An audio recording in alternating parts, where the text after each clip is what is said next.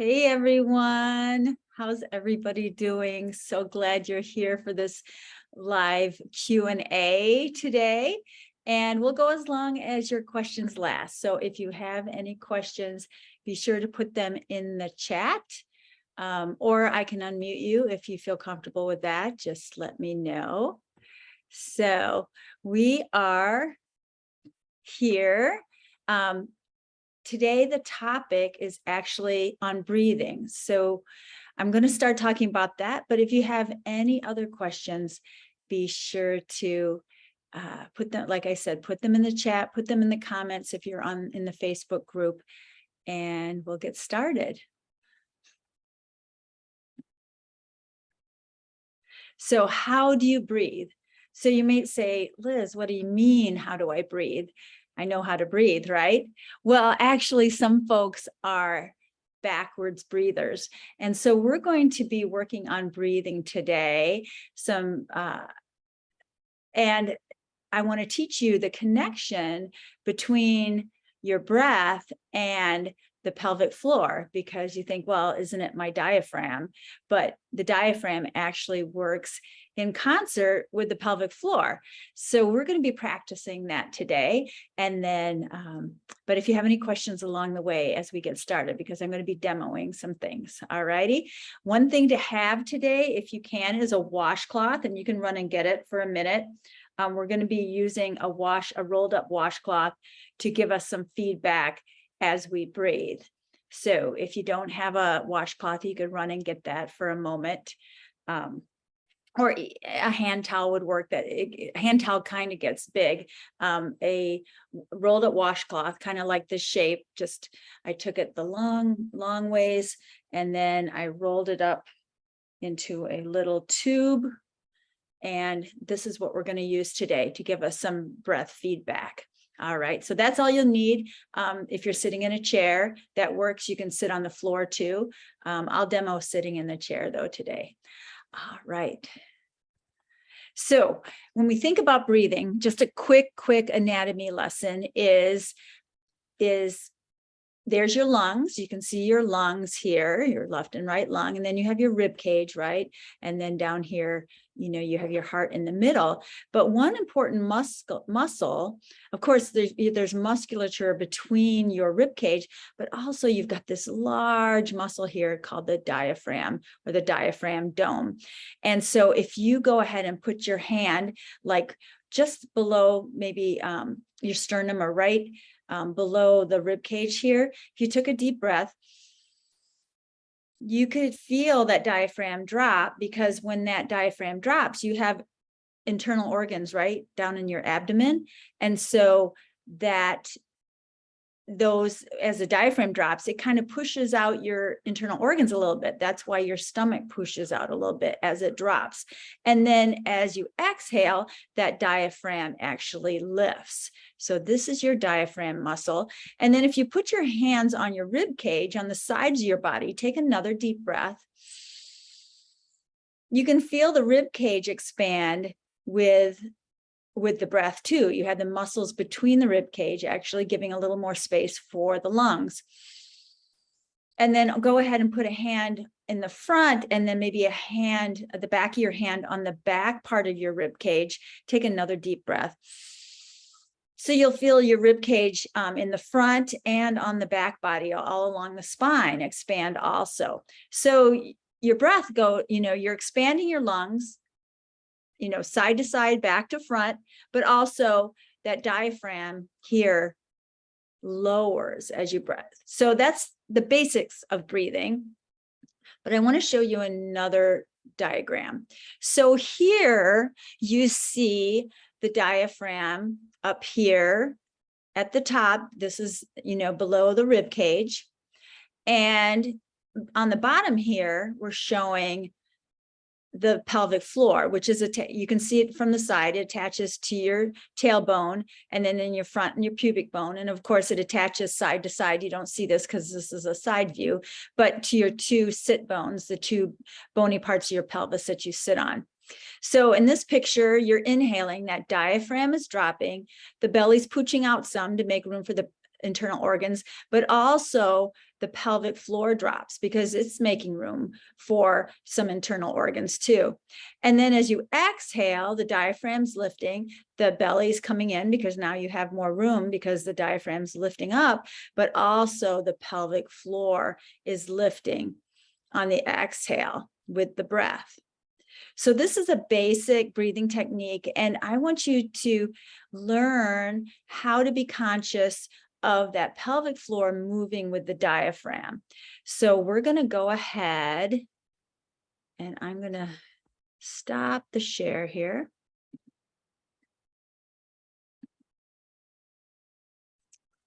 And I'm going to take that away. Here we go. There we go. And I am going to go to the chair. So have your washcloth handy. I'm going to sit in the chair here. So you could sit on the floor or the chair.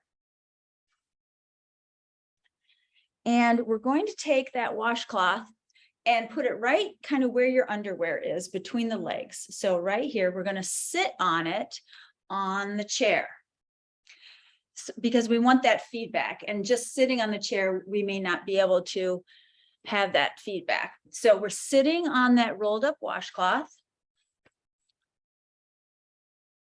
Make it as comfortable. If it's uncomfortable, take it out, but it should just fit right between the legs there. All right, so now we're sitting and you can have the hands on the lap. If it helps having your hands on the side or on your belly, that can help too. But we're going to take a deep inhale.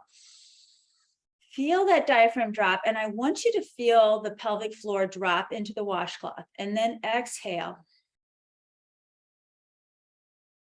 Inhale. Exhale. And I'm hoping you feel that feedback of the pelvic floor moving down with the diaphragm and then lifting up as you exhale. Inhale. And exhale. See if you can see me a little better. Inhale. And exhale. Hopefully you can feel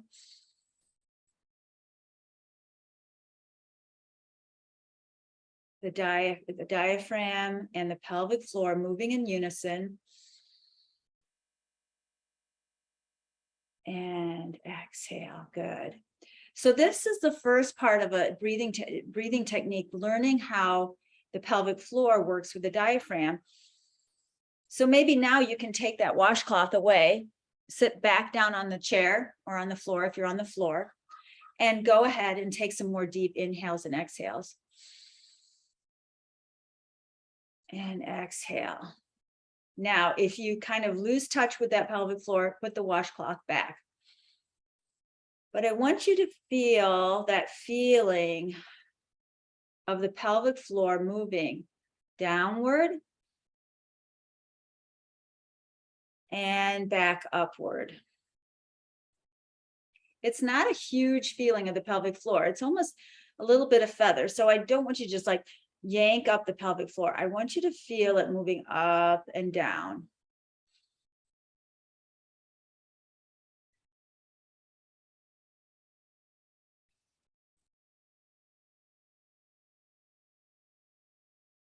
And then once you have that feeling of the pelvic floor moving with the washcloth, or once you have that feeling moving into the chair, then go ahead and start, maybe you can start feeling the breath standing up and lying down. But this is a wonderful way to relax the pelvic floor, but also come in contact with the pelvic floor so you know what's going on.